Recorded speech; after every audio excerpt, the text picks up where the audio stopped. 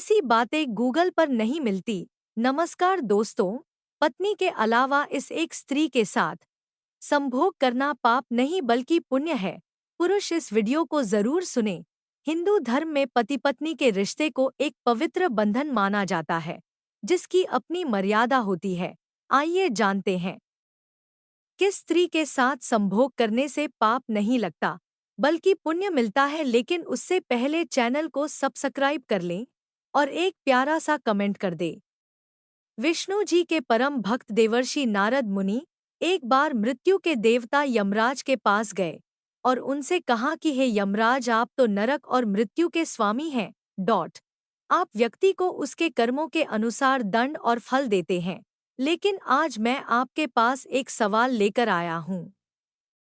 इसके बाद देवर्षि नारद मुनि यमराज से कहते हैं कि शास्त्रों के अनुसार एक पुरुष को केवल एक स्त्री के साथ शादी करनी चाहिए और उससे ही संबंध बनाने चाहिए। लेकिन आपने देखा होगा कि कुछ लोग अनेक विवाह करते हैं और अनेक स्त्रियों के साथ संबंध बनाते हैं। तो क्या ये पाप है?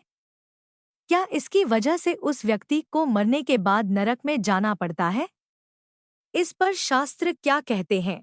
कृपया मेरे इस प्रश्न का उत्तर दीजिए। देव ऋषि नारद मुनि के प्रश्न का जवाब देते हुए यमराज कहते हैं कि नारद मुनि, मानव जीवन के कल्याण के लिए आपने एक अच्छा प्रश्न पूछा है।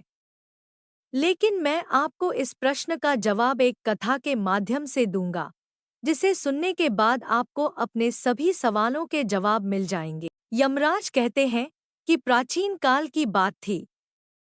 एक गांव में एक राजा थे जो बहुत ज्यादा दयालु थे। वो अपनी प्रजा की हर एक छोटी से छोटी जरूरत का ख्याल रखते थे और उनकी प्रजा भी उनसे अत्यंत संतुष्ट रहती थी। राजा का विवाह भी हो गया था और उनकी पत्नी भी बहुत सुंदर थी। इसके अलावा उनका व्यवहार भी बहुत ज्यादा दयालु था। राजा रानी का जीवन अत्यंत सुखमय था, लेकिन उनको सिर्फ एक चीज का दुख रहता था कि उन्हें कोई संतान नहीं थी। राजा रानी और गांव की प्रजा को इस बात की चिंता था कि राजा के बाद उनके साम्राज्य को कौन संभाले। राजा रानी ने अनेक वैद्य से अलग अलग उपचार कराए थे। इसके अलावा व्रत, दान पुण्य, यज्ञ और संतान प्राप्ति के लिए कई उपाय भी किए थे, लेकिन उसके बाद भी उन्हें पुत्र की प्राप्ति नहीं हो रही थी। ऐसे में दुखी प्रजा ने राजा को सलाह दी कि उन्हें दूसरा विवाह कर लेना चाहिए, ताकि उनका वंश आगे बढ़ सके और गांव को एक नया राजा मिल सके।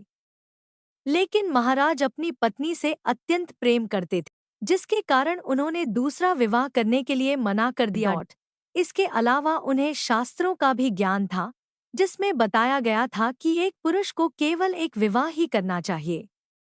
शादीशुदा होते हुए किसी और स्त्री के साथ संबंध बनाने से पाप लगता है।